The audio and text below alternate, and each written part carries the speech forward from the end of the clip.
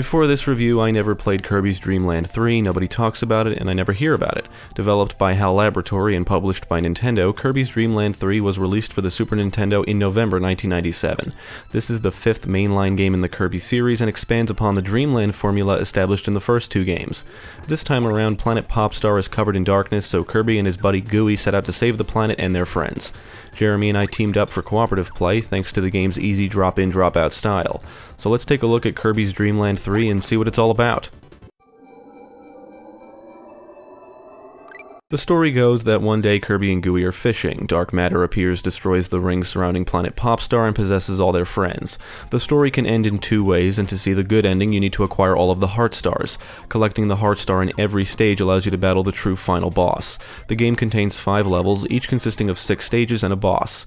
The 6th level is unlocked after acquiring all of the Heart Stars. There's no voice acting, the story isn't hard to follow, and it's the gameplay that defines the experience. At any time during gameplay, the second player can press a button so Gooey appears at the cost of one of Kirby's health bars. Although if Kirby is at his last hit, no health is drained when Gooey spawns. Kirby can inhale and swallow Gooey at any time, which basically kills him, but the second player can come back at any time. Kirby is the only character with lives, so if Gooey dies, there's no real punishment. Both characters have their own set of health bars, and to restore health, you need to eat the health potions or Maxim tomatoes. If either character eats a Maxim tomato, all health bars are restored for both characters.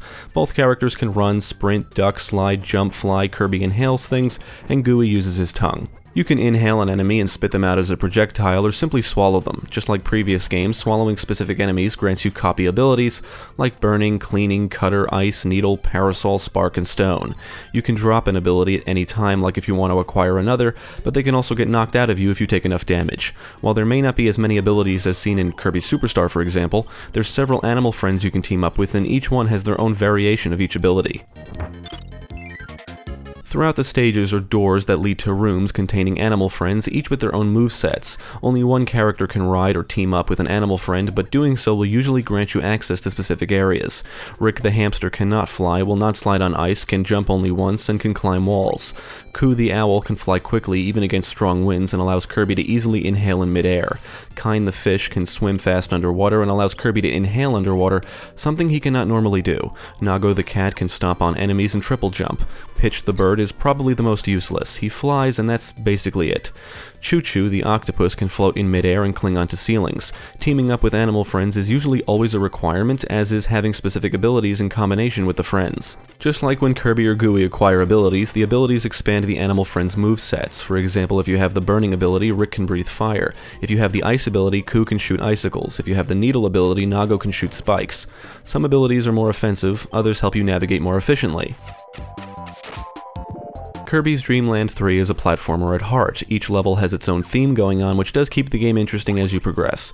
You navigate through the stages, killing enemies, copying abilities, and walking through doors. Some stages auto-scroll, you may have to fight a mini-boss here and there, and scattered throughout the stages are little stars you can collect. Collect enough of them and you earn an extra life. Sometimes you'll come across items like the 1-Up, which grants you an extra life, and invincibility candy, which makes you temporarily invincible. At the end of every stage is a mini-game where you need to jump and try to land on top of one of the items to acquire them, like stars, 1-Ups, and health items. The game starts out easy enough, but becomes increasingly more challenging as you progress, sometimes to the point of frustration, mainly due to the puzzles. Every stage contains a Heart Star, and to acquire it you need to meet specific requirements. Some are easy to get, others are just tedious. The game consists of a set of specific puzzles, and as you progress you'll encounter different variations of each puzzle. For example, one stage requires you not to step on flowers, but later you'll have to freeze them, clean them, even step on all of them. Some stages have a guessing minigame where you have to choose the correct answer 3 times in a row, like the correct color, how many of each color, and one stage has you listening to sounds and choosing the correct one. These just become frustrating cases of trial and error, and failing once means no Heart Star. Some puzzles require you to team up with an animal friend or even navigate through a stage in a very specific way, which can be long and tedious, especially if it's your first run through the game. Some stages contain direct references to other Nintendo titles. For instance, one puzzle has you collecting parts of Rob the Robot so you can put them together. Another has you killing Metroids with the ice ability to help out Samus Aran. Throughout the stages are various types of enemies and even mini-bosses. Classic Kirby enemies like Bouncy, Waddle Dee, and Waddle Doo make a return among others. Some enemies fly, others may fire projectiles. New enemies introduced here include Gaben, who throws bones, Mapu, who jumps out of clouds, and Money, who just swims around and gets in your way. You can actually hit enemies from underneath with your character's head, which does light damage. Now there's 7 bosses total, and some can be quite challenging. Classic bosses like Wispy Woods and King Dedede make a return. Most of the bosses have multiple phases, and the battles can take a while if you don't have abilities. In that case, you'll need to inhale one of the boss's projectiles and spit them at the boss to do damage. In other Kirby games, spitting out boss projectiles normally does more damage, but in Dreamland 3 you're better off having an ability since you'll do damage faster. It's also worth mentioning that Kirby's Dreamland 3 is a much slower paced Kirby game than, say, Kirby Superstar. Trying to speed through the stages will often result in you taking damage, so taking your time and watching out for environmental hazards is usually the best approach, unless you have the stages memorized, of course. In addition to the main story, there's 3 sub-games that can be unlocked. These sub-games are accessed through the options menu, which is not exactly obvious, nor does the game even inform you that you've unlocked anything. Beating each of the sub-games counts towards 100% completion of the game as a whole. After beating the story, you unlock the Boss Butch sub-game. This is just a boss rush mode, and it can be extremely challenging. You fight all of the bosses in a set order, but you're not given any health items or extra lives. It's also single-player only. Beating Boss Butch unlocks a variation of the story's good ending. After achieving 90% completion, you unlock the Super NES MG5 sub-game, which consists of all the guessing games seen in the story mode. You move from game to game, and the goal is to guess correctly 3 times in a row in each game. If you fail once, you automatically move on to the next game. After achieving 99% completion, you unlock the jumping sub-game, which is similar to the jumping minigame seen at the end of stages in the story mode. This time you can pick Kirby or any of the animal friends, and the goal is to jump on a smiley face and avoid tick to advance to the next round. Each round gets more difficult by increasing the amount of ticks and reducing the amount of smiley faces. This sub-game just keeps going until you die, and you need to clear a set amount of rounds to actually beat it. If you jump on tick, you get stabbed and die and must start all over. If you beat all of these sub-games and achieve 100% completion, you unlock the ability to view every cutscene, including all 3 endings.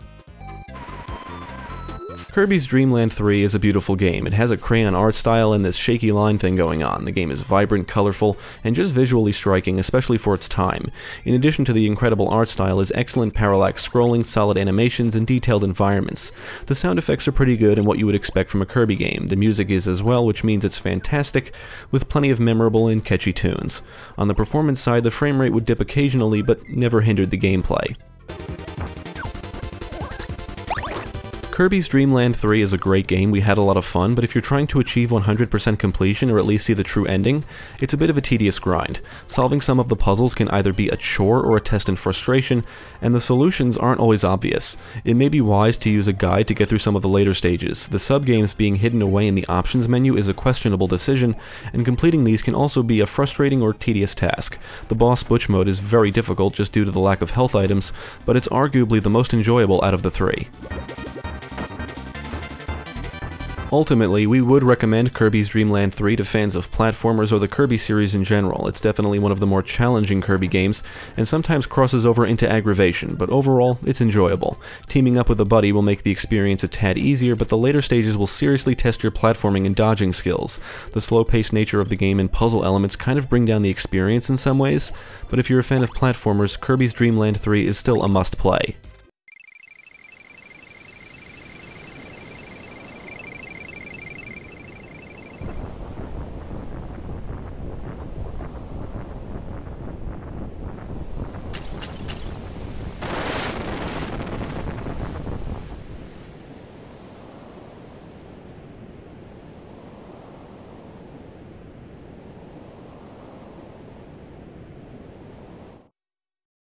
Thank you for watching. If you enjoyed this video, check out the rest of our channel, follow us at the links below, and you can also support us on Patreon. If you're interested in more gaming content, check out our friends over at GameCast.